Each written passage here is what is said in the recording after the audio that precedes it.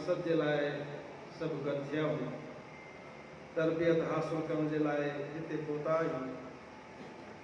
तरबियत असुल त असांजा क़ाइदीन कंदा, साईं नवाज़ुल्लाह साहब, मौलाना हबीबुर रहमान मलकानी साहब, जीअं त मूंखे हुकुम थियो आहे उन हवाले सां चंद मिंट मां तव्हांजा वठंदुमि ऐं पोइ पंहिंजी जाइ ते वेंदुमि।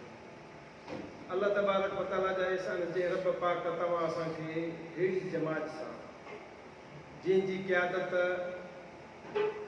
उलमाए किराम जी आहे, तालकनि खां वठी, यूनिटनि खां वठी, ज़िले खां वठी, सूबे खां, तव्हां पंहिंजी क़यादत ॾिसंदो त तव्हांजी क़यादत असांजी क़यादत उलमा जी क़यादत आहे। सवनि में न, हज़ारनि में न, बल्कि लखनि में असांजा क़ाइदीन, असांजा बुज़ुर्ग, असांजा वॾा, असांजा आलिम ई अॻुवान आहिनि। उन्हनि जे निगरानीअ में, उन्हनि जी सरपरस्तीअ में जमियत उलमा इस्लाम पंहिंजी पंहिंजे यूनिटनि में, पंहिंजे तालुकनि में, पंहिंजे ज़िले में, पंहिंजे सूबे में कमु करे रही आहे ऐं रवान दवा आहे।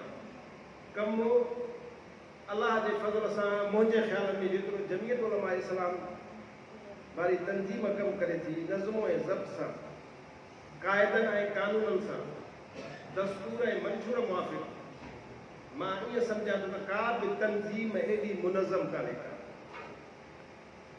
जमियत उलमा इस्लाम एॾी मुनज़म तंज़ीम आहे, एॾी उन जी तंज़ीम साज़ी आहे जो ॿी तंज़ीम उन सां मुक़ाबिलो नथी करे सघे।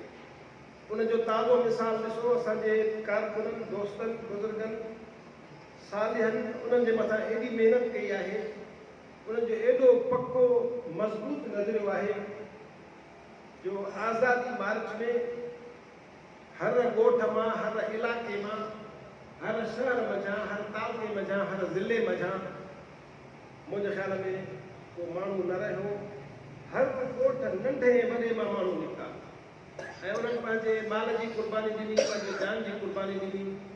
जेतिरा ॾींहं आज़ादी मार्च में क़ाइदीन जो हुकुम हुयो, ओतिरा ॾींहं असांजी जमायत उते पंहिंजे क़ाइदीन सां साथ ॾिनो, उन्हनि जे अमर सां निकिता ऐं वरी उन्हनि जे अमर सां, अमन अमान सां, काथे बि कंहिं बि क़िस्म जी अहिड़ी तकलीफ़कारी न थी, कंहिंसां ज़्यादती न थी, कंहिं वण जी तारी न भॻी, कंहिं वण जो मेवो कंहिं ज़ियान न कयो।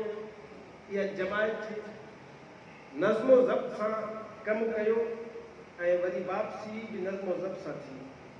अल्लाह तबारक व तआला जा लख एहसाननि जो असांखे रब पाक अहिड़ी जमायत सां सलाहियो आहे ऐं इन जमायत सां अलाह खां दुआ आहे त असांखे हमेशह रहण जी तौफ़ीक़ अता फ़रमाए। मरूं तॾहिं बि उन जमायत सां असांजो तालुक़ु हुजे।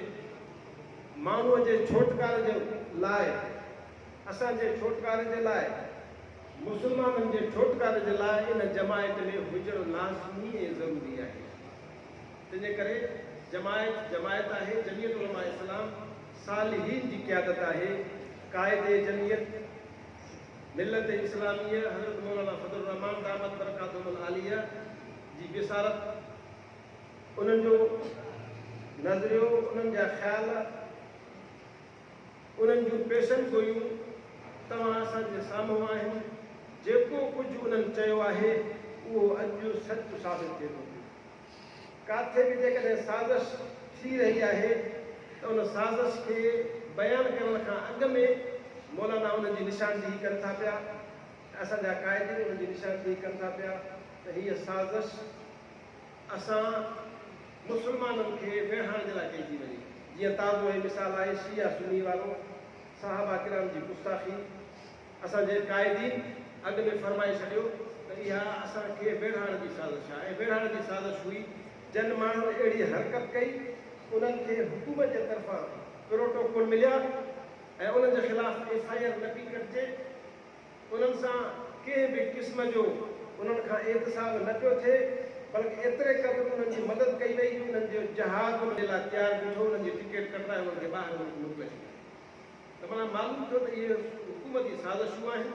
असांजे क़ाइदीन असांखे अॻु में ॿुधायो त ख़बरदार मतां तव्हां इन इंतिशार में पंहिंजी जमायत खे विझो कंहिं आज़माइश में, तंहिंजे करे ख़बरदार सोचे ऐं सम्झी क़दम खणो।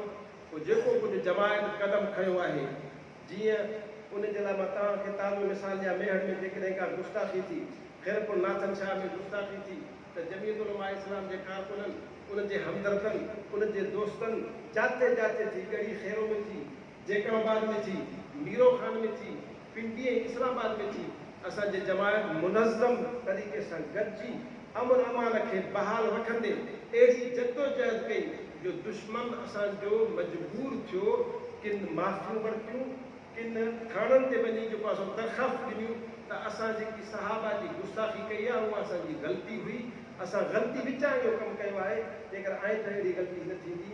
अल्लाह तबारक व तआला जमायत में बरकत रखी आहे। यदुल्लाह अल जमा, जमायत जे मथां अल्लाह जो हथु आहे। जेको जमायत खां छिको उहो शैतान जे वर चढ़ी वेंदो। तंहिंजे करे मां दोस्तनि खे गुज़ारिश कंदुसि, तव्हांजे भाउ जी हैसियत सां, नंढे हुजण जी हैसियत सां मां तव्हांखे अपील कंदुसि त हिन जमायत सां गॾिजी हलो, हिन जा हथ मज़बूत कयो, असांजे बुज़ुर्गनि क़ाइदीन जा हथ मज़बूत कयो। इनशा अल्लाह उहो ॾींहुं परे न आहे जो अल्लाह तबारक व तआला असांखे फतह सां कामयाबु कंदो ऐं असांजे दुश्मननि खे नेस्त ऐं नाबूद कंदो, यहूद ऐं नसारा ऐं कादियानी खे नेस्त ऐं नाबूद कंदो। व आख़िरु दअवाना अनिल हम्दुलिल्लाह।